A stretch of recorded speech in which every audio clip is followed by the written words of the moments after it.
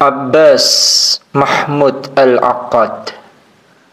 Nama ini tidak asing di telinga para sastra bahasa Arab, dan juga tidak asing di telinga para ahli sejarah. Kenapa? Karena Abbas Mahmud Al-Aqad, beliau adalah seorang ahli sejarah.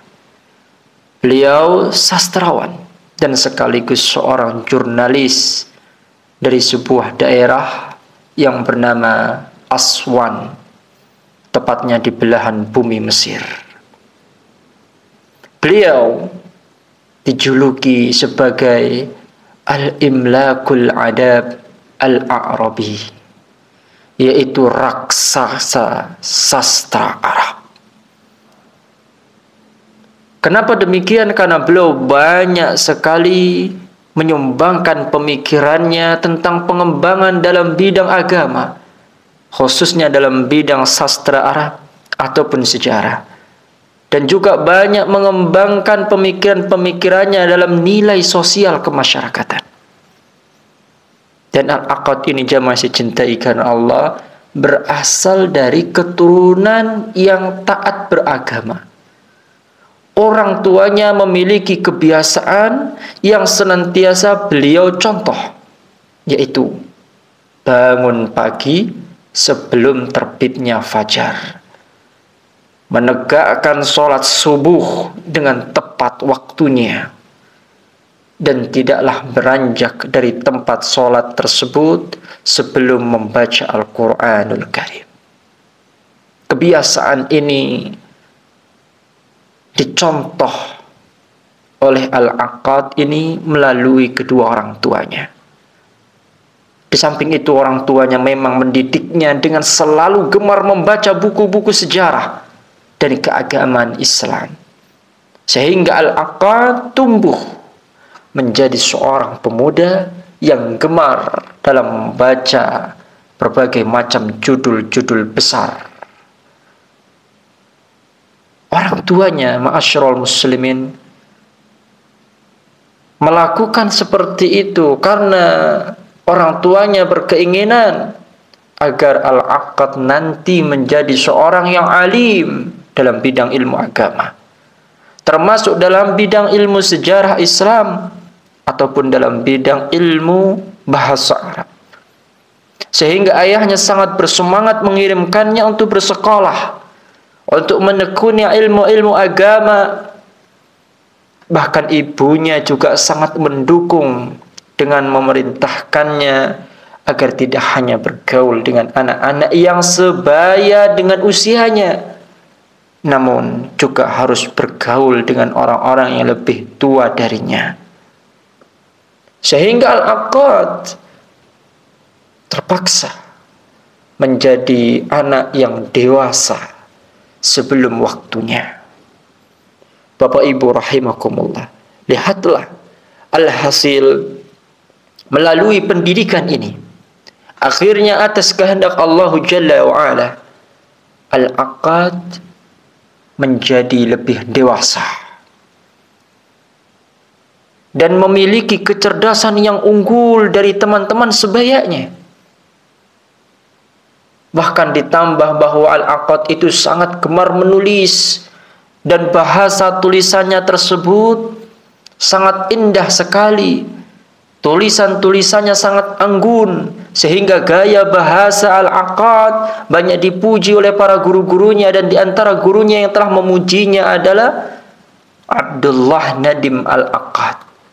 Beliau yang sangat gemar memuji tulisan-tulisan Abbas Mahmud Al-Aqad ini, karena tulisan yang begitu istimewa, yang begitu rapih, tersusun dengan sastra-sastra bahasa Arabnya yang sangat mengagumkan.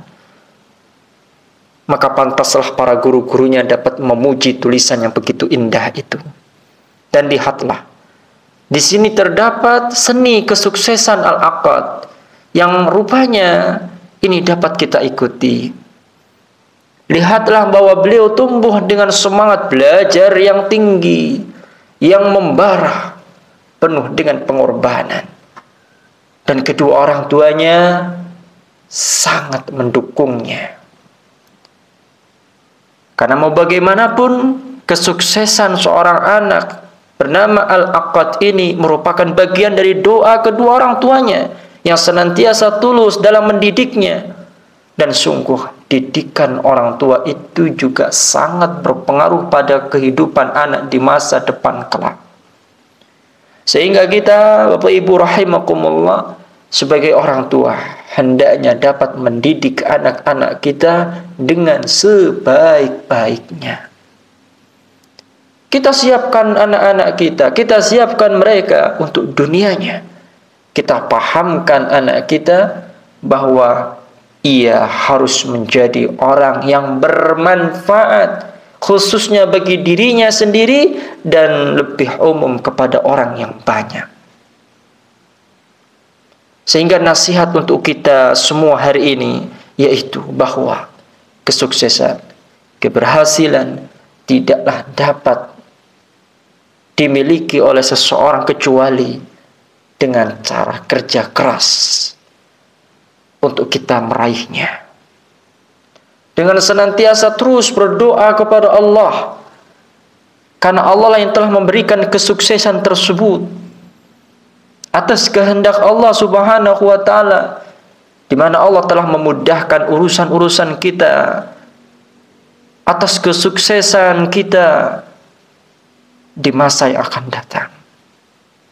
Maka Bapak Ibu, jangan putus asa untuk terus mendidik anak-anak kita. Dan juga nasihat kepada seorang anak juga agar jangan menjadi cengeng dan mudah malas, bosan untuk belajar. Belajarlah. Belajarlah, karena belajar itu adalah pintu keberhasilanmu. Ya ayyuhas syabab, wahai para pemuda. Belajarlah, karena belajar adalah pintu keberhasilanmu di masa depan. Belajar juga merupakan kewajiban bagi kita semua, setiap manusia yang bernyawa dan bermartabat. Hal ini sebagai pembeda antara manusia dengan binatang ternak. Maka sungguh ketahuilah bahwa orang-orang hebat, orang ulama-ulama terdahulu tidaklah menjadi ulama kecuali atas izin Allah, serta dengan ikhtiar mereka, dengan usaha-usaha mereka, Allah Subhanahu wa taala kehendaki mereka untuk meraih suatu keberhasilan, untuk dipermudah mendapatkan ilmu, sehingga ia mampu mengajarkan dan memberikan manfaat kepada diri dan orang banyak. Dan yang terpenting dari nasihat ini, kita harus belajar dan terus belajar. Adapun hasilnya kita serahkan kepada Allah Jalla Jalaluh yang telah mengetahui segala sesuatunya.